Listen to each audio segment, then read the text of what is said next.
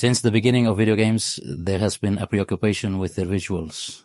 Likewise, graphical technology has advanced throughout time, in line with hardware advances.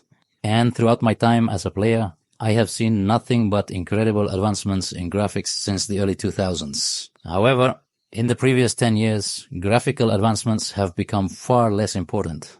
More emphasis is placed on graphics in the video game industry than on gameplay over the last decade. It happens much too often that a game with state-of-the-art graphics has mediocre gameplay and a messy storyline. Games like Forspoken rely too much on their graphics, to the detriment of most other elements of the game like story and gameplay. With mediocre reviews online, the video game industry needs to put less emphasis on graphics and more on creative and enjoyable gameplay.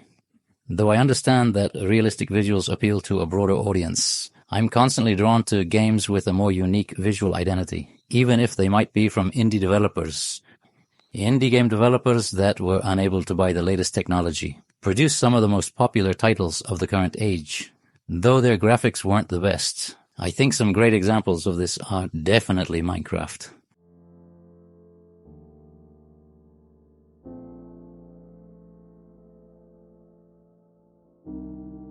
The explosive ascent of Minecraft to the top of the video game industry is another reason why gameplay is more important than graphics.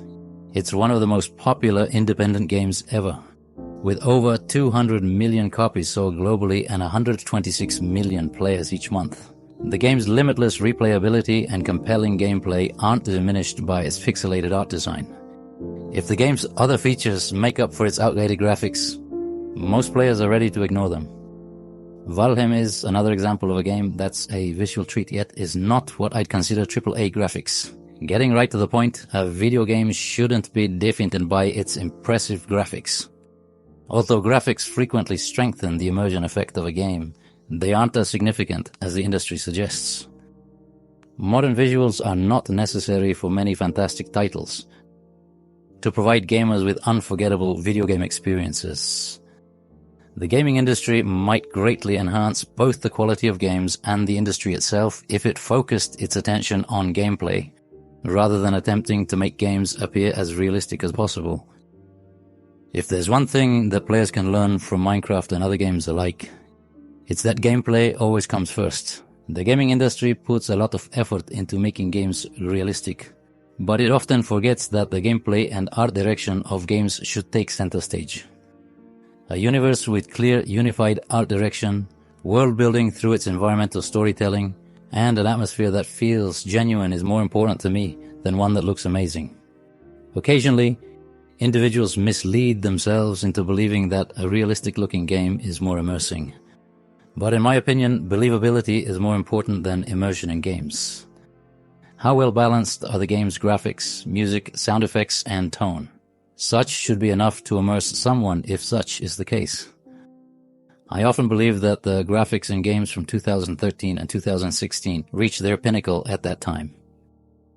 Though there have been some recent exceptions, I find it a little strange that the 2014 version of Assassin's Creed Unity still manages to have more visually amazing graphics and lighting than the more current releases in its series.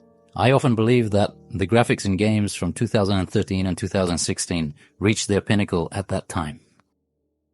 As we continue to witness regressions in a number of areas over time, high-resolution textures and graphical technology are performing a lot of the hard work for current developers.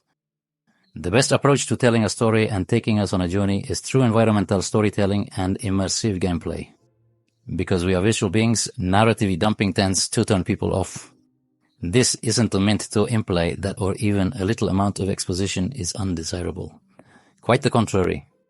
However, it's important to ensure that the visuals speak for themselves, and the dialogue and exposition serve the visuals rather than the other way around. I appreciate you all watching. Please share your opinions in the comments section regarding the topic of discussion between art style and graphics, and I'll see you all in the next one.